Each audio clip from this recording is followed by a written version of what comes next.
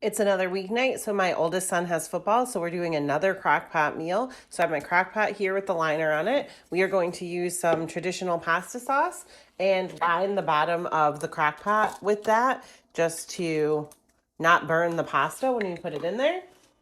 Usually in this recipe, they use ground beef, but we are going to use some frozen meatballs that I got from the grocery store and just pile them in there. The reason I'm not using ground beef with this is because my kids like really light sauce on pasta, and they also don't like a lot of meat, where my husband and I like meaty sauce. So if it's going to be all cooked together and not put on the side, I like to give them the option of being able to pick out the meat or only one or two meatballs.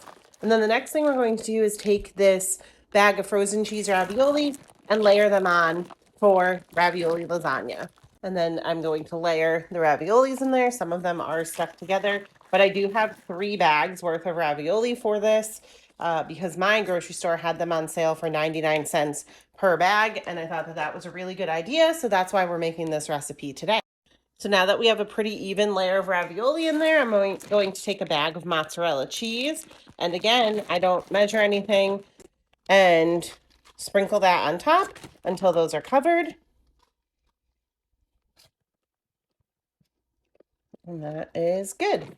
Now again, we're going to go back in, and that's just how we're going to do our layers for this. So we're going to do a layer of sauce over the noodles and the cheese. And I do have another jar of sauce too in case I need to add more. Then we have our bag of meatballs. So we're just going to sprinkle some meatballs in there on top and make sure that those are spread out. Again, I don't think this has to be like necessarily even or good looking or pretty, because at the end of the day, it's not real lasagna. It's not going to be uniform and hold up, but it is a cool way to cook a lot of raviolis and cheese together. And let's be honest, if you are feeding children anything, if you can call it something different, they are probably more likely to eat it, at least in my kids' case. So to finish this off, instead of just putting cheese over the top of that, I am going to use up the last little bit of sauce in this jar.